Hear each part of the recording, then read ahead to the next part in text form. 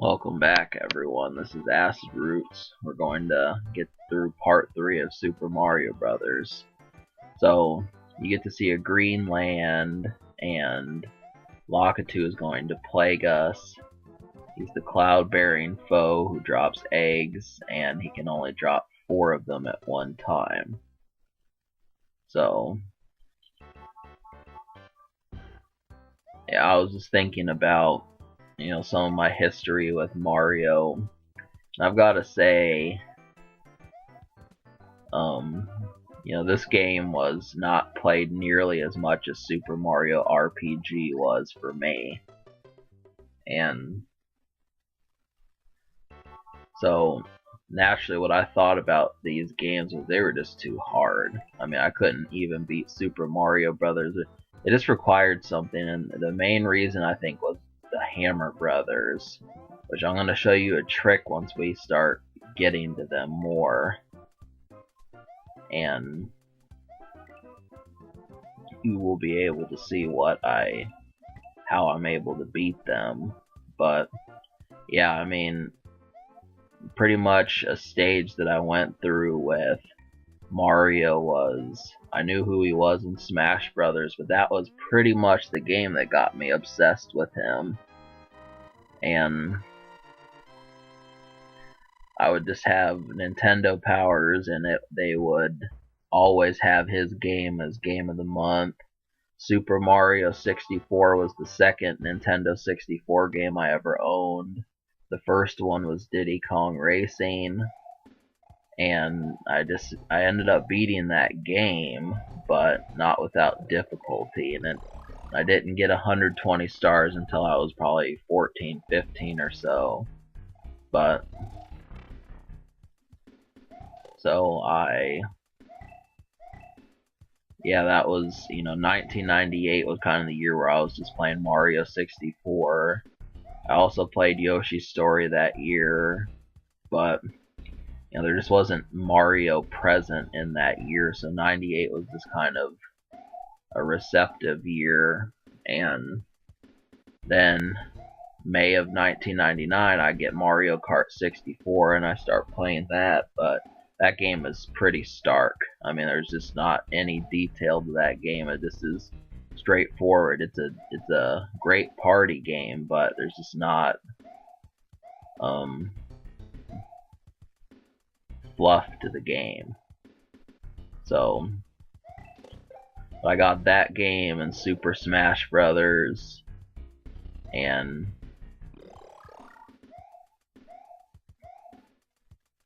then that was what I did. But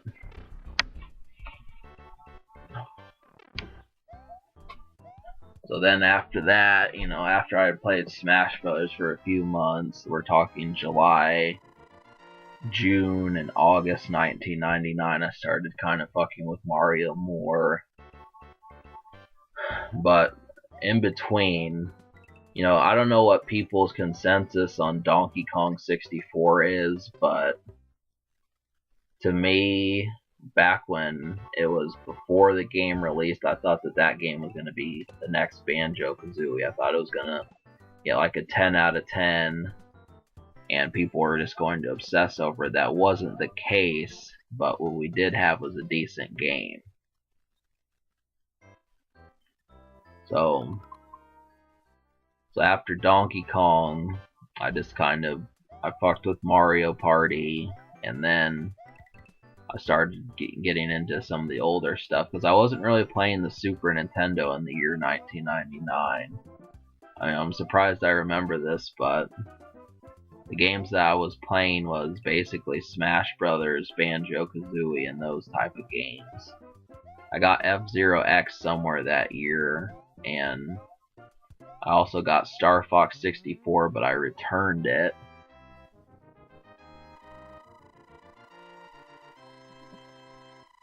And yeah, Super Mario RPG was the game that I owned, and then I just really obsessed with it. That was pretty much the first role-playing game I ever played. And thing is I actually bought that game somewhere in like 1998 or 97 or so, and I couldn't get past the Hammer Brothers. That was the thing, was that